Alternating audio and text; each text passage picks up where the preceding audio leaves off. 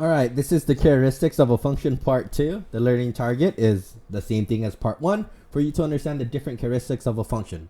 But before we do that, I'm going to add one more thing to this criteria. It is determine if the graph is a function or not. And the rest of the 3 success criteria are the same as part 1. We saw that all these questions are asked us to determine the different characteristics of this function, but the question is, what is a function? So, we already know that these two are a function. These two next are also a function. Now, these are not a function. This is not a function, this is not a function, this is not a function, and this is not a function. So, here you can do what I notice and what I wonder to think, how are these different? Let's go over the core concept. So, this is the definition that you learned from IM1 or from algebra. For every x, which is your input, there is only one exact y, which is the output. Think about this as a function machine. You plug in x into this machine, and somehow you're going to get a y. The way I think about it is like a vending machine. You press x, which is what you're plugging in, then you're going to get an item, which is the y, comes out. So a function is like this. Here's a point. If you draw a line, you will see it touches the point here. The point here is 2, negative 2. This means if you plug in x equals to 2 for the input, you get an output of negative 2. But for not a function, let me draw the same line. There are 2 points now, 2, 4, and 2, 2. This is actually not a function. Why? Because if you put in the input x equals to 2, there are 2 outputs, y equals to negative 2 and y equals to 4. The machine doesn't know what to give you if you press 2. Therefore, the machine breaks. This test that we did is called the vertical line test. A graph represents a function when a vertical line passes through only one point of the graph. So notice the function passes only through one point. Not a function passes through more than one point. So, to practice, determine if the graph is a function or not a function. And again, the test that we do is the vertical line test. Please give this a try. Number 10, we draw a line straight down. We saw that it only passes through one point, so we say it is a function. Number 11, we draw a line straight down. It touches more than one point, so we say not a function. Number 12, we draw a line straight down. It only touches through one point. We say that this is a function. 13, we draw a line straight down. It only touches through one point. So we say this is a function. 14, we draw a line straight down. It touches 2 points. That's more than one. So we say not a function. And 15, we draw a line straight down. It touches 2 points. So we say this is not a function. So, let's just some practice. Okay, these are all functions. Now we have to find the domain, range, X-intercept, Y-intercept, line of symmetry, vertex, minimum, maximum, and so on and so on. Okay, give this a try. So the domain here, it goes from negative infinity all the way to infinity. The reason why is because you see the arrow, it goes all the way left, then all the way right. Goes all the way from negative infinity for the X. It goes all the way to positive infinity for the x. That is why the domain is negative infinity, infinity. The range, the smallest value here, I think it's a negative 6. And then it goes all the way up here. Goes all the way to infinity. So it should be closed at negative 6, 8 parentheses. The x-intercept, there are 2 points here. This is the point of 3, 0. And this point is 5, 0. The y-intercept, here there is actually none because it doesn't cross the y-intercept. The line of symmetry cuts it down the middle, which is right here. That is x equals to 4. The vertex is going to be the point that is in the middle. And it would be right here. And we label that as 4, negative 6. Here, this is going to be the lowest point. So we call this the minimum at 4, negative 6. As a result, there is no maximum. The interval of increasing and decreasing. So let's clean this up for you. The line of symmetry splits it in two parts. The right hand side is when it's increasing, and this goes from the line of symmetry, which is -4, all the way here to positive infinity. That's where you got that.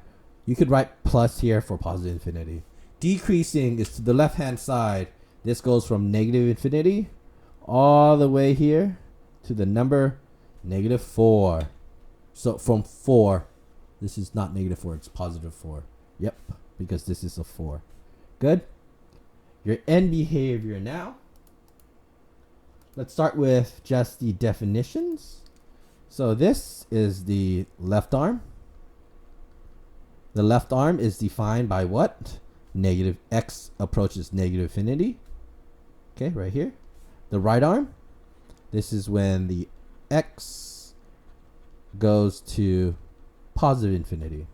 What happens here in the left arm? We saw that it went up, so Y is going to go to positive infinity. And it goes up here, so Y is also going to go to positive infinity. There you go. There you go. So it has two end behaviors because there's two arrows pointing.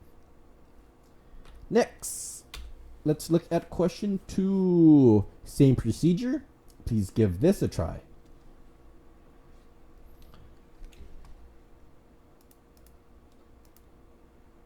Let's look at the domain. Looking at the arrow, the domain goes all the way here from negative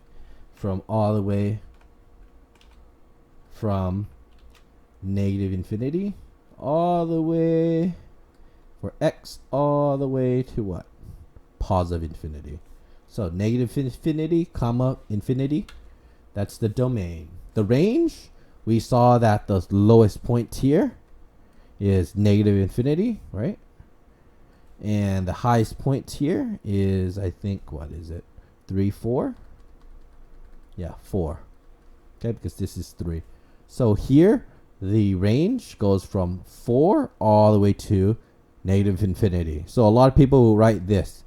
This is wrong. When you write it, you go from the lowest, comma, highest. All right? So that's why it's negative infinity, comma 4. Because look, this is the lowest number that you have. Then this is the highest number that you have. All right?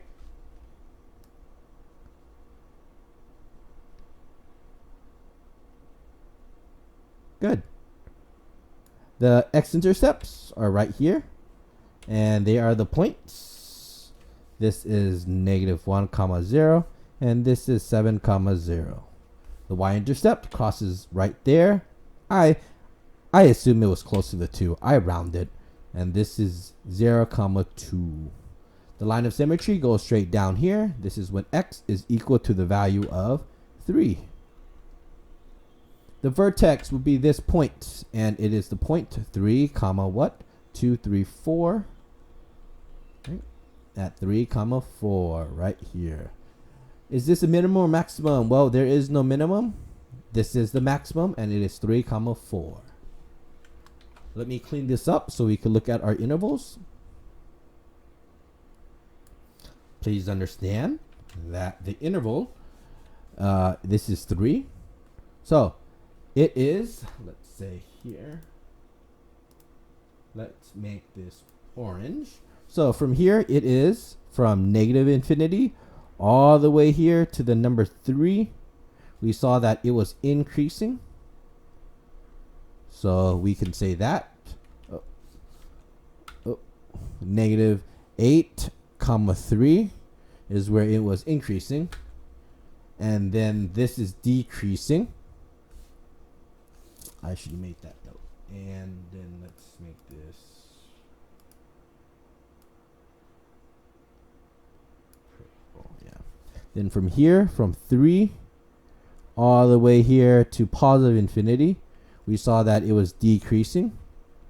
So that's why it's 3, infinity. All right. A parabola will always have an increasing side and a decreasing side. Now let's look at the end behavior. The end behavior definition is always the same. You have, this is the left arm. And the left arm is when X goes to what value here? Right? This is the left arm, right? This is the left arm. So this is when X goes to negative infinity. Then you have the right arm. Right here. This is when X goes to positive, this is when X goes to positive infinity. What happens here? Well, this here, it goes down. So that's when Y goes to the value of negative infinity. So Y arrows negative infinity. Down as well here, pointing down. So that's when Y equals Y arrow negative infinity. So that's what we wrote here. X arrow negative infinity for the left arm. We saw it went down. So Y arrow negative infinity. This is the right arm. X arrow infinity. Y arrow negative infinity. That's for the right arm. Let's do one more problem here. For 3, you're going to identify the characteristics of each function. This is an absolute value. The domain. So give this a try. The domain and range first. So let's look at the domain. We saw that it goes all the way here from negative infinity all the way to the end, which is positive infinity. And this is for X, so we write the domain negative infinity comma infinity. Then we saw the range. We saw the smallest value here is -2. Goes all the way up. That's a horrible straight line. And we saw that it goes all the way up. Goes to positive infinity. That's why it's close or bracket -2 comma infinity. Because that's the domain and range. Let's look at the y-intercept.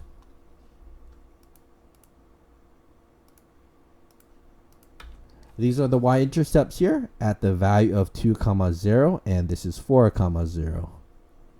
Right? The y-intercept, it touches at this point. So we would say this is 0 comma 4. Now let's look at the line of symmetry. It goes straight down here. This is when X is equal to the value of 3. So therefore we have this point here, which is the vertex. So this, the vertex would be 3 comma -2. This is the lowest point, so it is considered the minimum because it is the lowest point. And because there is a minimum, there is no maximum. Once we draw a line of symmetry, we can now see this from its increasing and decreasing interval.